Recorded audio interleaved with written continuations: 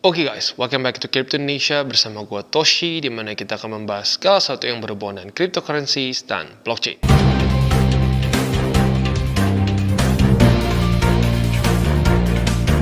Oke, jadi pada hari ini guys, kita akan ngomongin mengenai DCA versus lump sum ya. Ini adalah satu perdebatan yang cukup sering ya dibahas di berbagai macam forum-forum finance dan seterusnya ya. DCA kemungkinan besar 90% orang udah tahu ya, dollar cost averaging ya. Walaupun nggak harus pakai dolar sih, lu pakai rupiah juga bisa, cuman aneh juga ya jadi rupiah cost averaging. Intinya apa? Lu antara sudah ada dananya langsung atau setiap bulan lu siapkan untuk membeli aset tertentu ya. Nah, DCA-nya apa nih? Ada yang murni, ada yang pakai TA. Kalau pakai TA dicampur ya itu masuknya ke DCWT yang kita lakukan setiap hari. Kalau DCA murni berarti lu udah putuskan gue nggak mau pakai TA, gue pusing, gue nggak ngerti TA ya. Tapi gue udah belajarin misalkan fundamental perusahaan tertentu atau Bitcoin ya atau kripto tertentu yang gue rasa akan naik ya, dengan waktu dia akan naik gitu. Menurut lu fundamentalnya bagus. Nah, kalau kayak gitu, lu DCA murni lu bisa tentukan misalkan seminggu sekali ya, setiap hari Senin jam 7 feng shui-nya bagus gitu ya. Ya silakan, itu DCA murni ya. Lump sum, ini bahasa simpelnya atau bahasa streetnya adalah all in ya. Kita masukkan semua dana kita di satu titik saja. Boom ya. Bagusan mana? Kalau menurut gua tergantung. Ya, kalau misalkan kita ngomongin soal risk off aset yang benar-benar nggak nanggung-nanggung risk off banget gitu ya, kayak SBN deh, itu yang udah paling risk off dari risk off ya. Dimana kita tahu akan linear ya. Jadi semakin cepat lu masukin semua dananya, ya semakin banyak bunga yang lu akan dapatkan. Kalau itu udah jelas, itu udah pasti menang lump sum. Ya dong, ya, linear. Misalnya udah linear di dijamin negara, ya otomatis mending lump sum kalau bisa semua dana masukin ke situ gitu ya. Ya, tapi lagi-lagi porto harus dibagi-bagi sih. Tapi intinya kalau kita risk off yang maksimum konservatif, ya lump sum pasti lebih profitable. Nah, yang menjadi perdebatan adalah saat kita masuk ke dalam risk on, ya seperti kripto, saham, beberapa reksadana, begitu. Nah, itu mulai banyak yang berdebat, mending lump sum atau DCA. Kalau gue pribadi, gue ngelihatnya gue lebih tim DCA. Apalagi semakin volatile ya. Mungkin lah kalau ada saham-saham tertentu atau misalkan ada indeks-indeks tertentu yang super duper stabil gitu, nyaris linear, mungkin lump sum akan lebih untung. Tetapi ya lagi-lagi channel kita lebih fokus ke kripto. Semakin volatile menurut gua semakin bagus kita pakai DCA. Karena kenapa? Ya karena volatile kita nggak bisa melihat kapan spesifik bottomnya ya. Lump sum ini akan bagus kalau kita tahu di mana bottomnya, which is ya berapa sering sih lu bisa nebak benar-benar bottom di mana? Karena kalau lu coba ke risk on aset, contoh kayak BTC aja ini ya. Kayak di 2022 banyak banget yang ngomong gini. Wah, tunggulah BTC nih 10.000 gua all in ya, 10.000 gua all in. Taunya berhenti di 15 ya, cuma beda 5.000. Lu berdebat cuma ngehemat sedikit gitu kesannya ya. Ternyata lu kelewat bottom nih, naik ke atas. Nah, pas sudah ke atas, karena lu belum ada dana sama sekali masuk ke sini, lu belum DCA nih. Selama turun lu ketawa-ketawa aja ngeliat orang lain, bodoh beli di sini, bodoh beli di sini, sini. Tapi saat mereka DCA, harga rata-rata mereka turun. Waktu udah turun, andaikanlah karena dia misalkan bottom di 15, karena dia DCA terus, harga rata-rata dia di 20.000. Waktu udah naik ke sini, si orang yang dianggap bodoh di awal, yang DCA di harga-harga tinggi, itu sudah profitable. Sementara orang yang mau ngelamsam, mau sekali all in, ternyata malah belum masuk ke market sama sekali.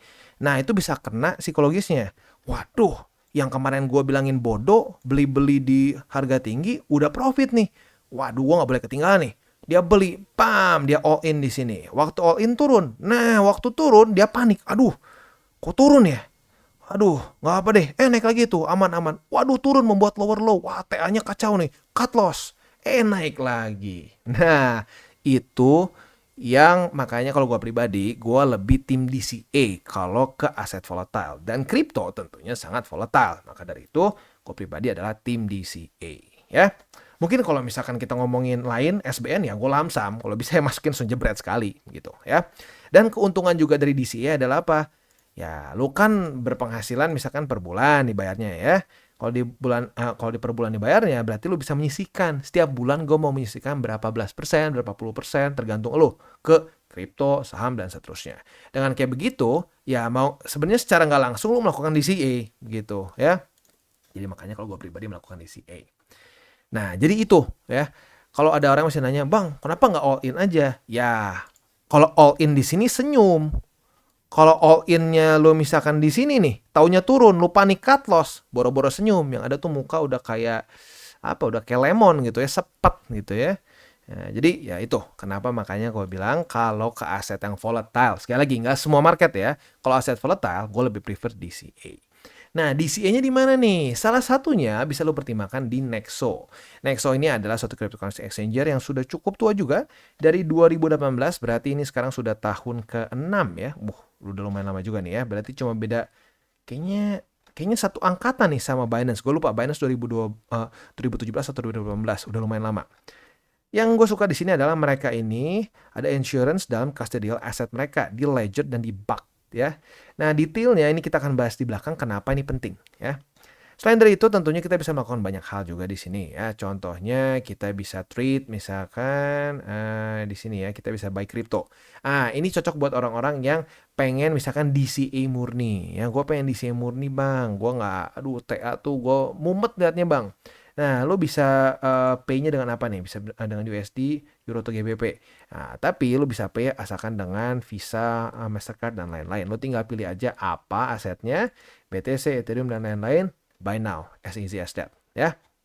Nah, itu mungkin cocok buat orang-orang yang masih cenderung newbie dan pusing kalau misalkan lu lihat TA gitu. Tapi buat lu yang misalkan ya, lu sudah intermediate nih, lu ngerasa bahwa bang, gue pengennya trading spot aja gitu ya, trading spot aja. Ya bisa juga dilakukan di sini ya. Kita ambil contoh di sini ya. Kita bisa beli Bitcoin dan seterusnya.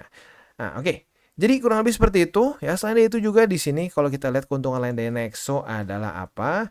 Keuntungan dari Nexo ini ya dia ini sudah ya lumayan lama ya, dari 2018 dia support 70 cryptocurrency lebih, dan juga ada 6 juta user Nexo di seluruh dunia.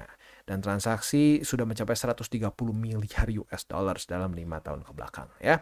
Jadi quite big. Selain kita bisa beli kripto di Nexo, kita juga bisa earn sampai 16% per tahun. Jadi APY bisa sampai 16% dalam kripto dan juga stablecoins ya. Kalau kita di sini ada BTC, USDT, USDC, dan 37 aset lainnya ya. Kita bisa di sini ada USDT, ini up to-nya sampai 16% ya maximum interest-nya. Di mana kalau kita di sini ada yang flex terms itu sampai 11%. This is quite big ya. Ini jujurnya menarik nih ya, sampai 11%. Lalu di sini juga ada yang fixed term plus 3%, ada juga yang earn in Nexo plus 2%. Sekali lagi, maksimumnya sampai 16 ya. Untuk USDC, ini jujurnya one of the biggest nih. Biasanya USDC itu kecil banget secara si interestnya. Di sini di Nexo bisa mencapai 10% dan yang paling tingginya bisa sampai 14%. DAI juga sama, bisa sampai 14. Mungkin ini buat orang-orang yang sedikit jadul ya, DAI ya.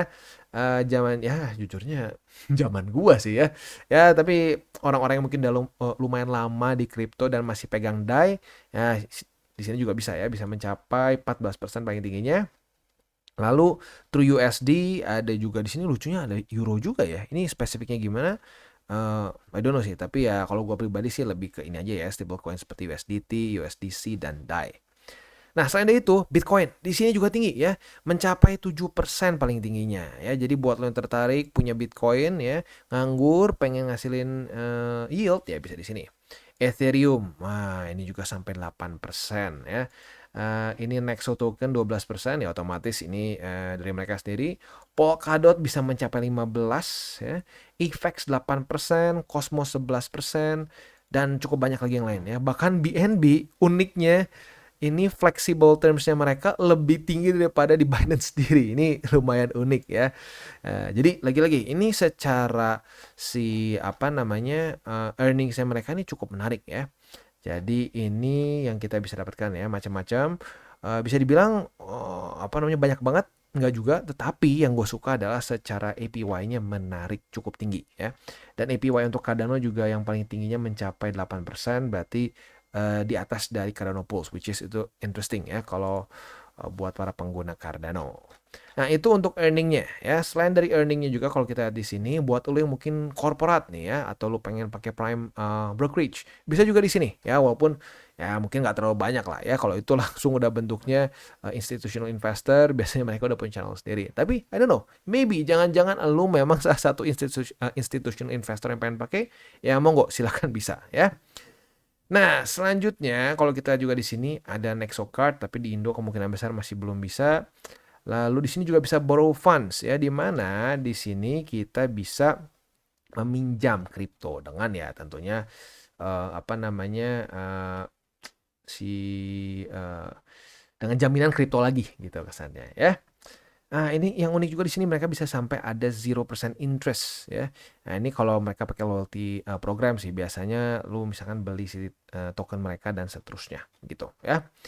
Nah, kalau kita juga di sini yang unik dari si Nexo ini secara interest rate lebih rendah, lalu juga nggak apa namanya instant approval juga, nggak ada paperwork ya, nggak ribet, dan juga no monthly nggak juga monthly payments ya. Jadi kurang lebih seperti itu ya. Jadi kayak kita ambil contoh, misalkan kita mau ambil 10.000 USD. Nah, kita butuh kolateralnya berapa nih gitu. Nah, ini bisa kita atur juga dengan berbagai macam apa namanya currency lain juga ya. Jadi kurang lebih seperti itu ya. Dan yang lebih penting lagi menurut gua adalah custody mereka nih. Nah, ini ya karena lagi-lagi penting banget untuk kita tahu exchange yang kita pakai ini aman atau tidak ya. Jadi mereka ini custody-nya itu kerjasama dengan Ledger Vault, Bakkt, dan juga Fireblocks ya. Nah, jadi si Nexo ini sendiri bukan kustodian ya. Jadi dana kita nggak dipegang oleh Nexo. Dana kita dipegang oleh Ledger Vault dan Bakkt. Nah, Fireblocks ini kayaknya mungkin kayak untuk UI-nya mereka gitu ya. Dan buat lu yang sudah cukup lama di dunia cryptocurrency, kemungkinan besar sudah pernah mendengar Ledger, Bakkt juga sudah, Fireblocks gue udah pernah bahas beberapa kali ada project yang pakai Fireblocks juga ya. Nah, Ledger Vault ini adalah untuk custodialnya mereka ya. Jadi asetnya itu ditaruh di si Ledger Vault ya supaya ya ini benar-benar masuknya ke cold storage. Nah, selain itu juga ada Bakkt. Nah, Bakkt ini adalah apa namanya NYSE listed ya. Dia sudah listed di US ya di mana dia memprovide custody untuk Bitcoin dan Ethereum ya dan di mana si company ini sudah diregulasi ya di US. Jadi dia bukan satu entitas yang tidak terregulasi, dia sudah terregulasi ya. Fireblocks. Nah, di sini simpelnya Fireblocks ini menjadi kayak semacam UI-nya mereka supaya mereka bisa easily memanage semua aset mereka begitu ya. Jadi itu ya pentingnya kita memilih exchanger yang mungkin lebih fokus terhadap keamanan mereka karena nggak sedikit exchanger yang kena hack dan seterusnya ya. Oke. Jadi kurang lebih seperti itu buat Nexo. Sekali lagi buat lo yang pengen coba pakai silahkan bisa menggunakan link referral kita di bawah ya. Dan apa namanya lu bisa coba dengan berbagai macam produk mereka ya. Bisa dari beli kripto, bisa juga earn interest, bisa borrow funds dan seterusnya ya. Oke, balik lagi sedikit ke DCA dan lump sum ya. Intinya gue ingatkan sekali lagi, kalau ini ngomongin kripto ya, gua lebih menyarankan DCA begitu. Karena lebih mudah juga buat lo yang misalkan gajian setiap bulan gitu ya.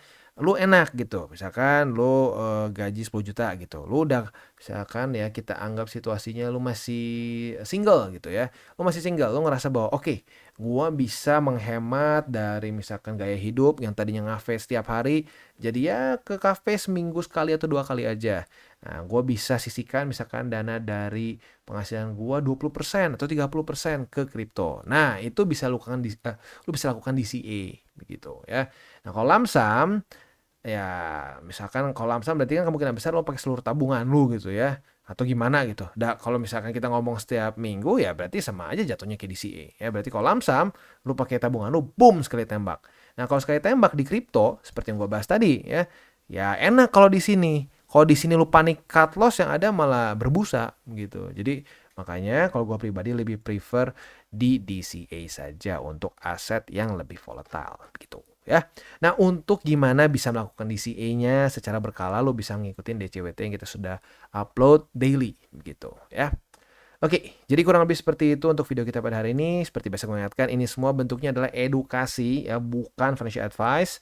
Dan selain itu juga, buat ada orang yang misalkan mengatasnamakan TCI, bilang ada penggalangan dana untuk misalkan trading atau grup VIP, gue pastikan itu scam ya. Karena TCI tidak pernah buka grup berbayar, tidak pernah buka grup VIP, tidak pernah menggalang dana untuk trading dan seterusnya ya. Jadi hati-hati karena udah ada beberapa report yang terjadi seperti itu ya. Untungnya nggak ada yang kena sih, cuma report aja ada yang pakai nama kita gitu. Nah hati-hati, itu gua pastikan fake. Dan buat kalian yang belum nonton DCWT atau Daily Charting with Toshi, bisa klik di sini, di mana kita akan daily chart your favorite cryptocurrencies.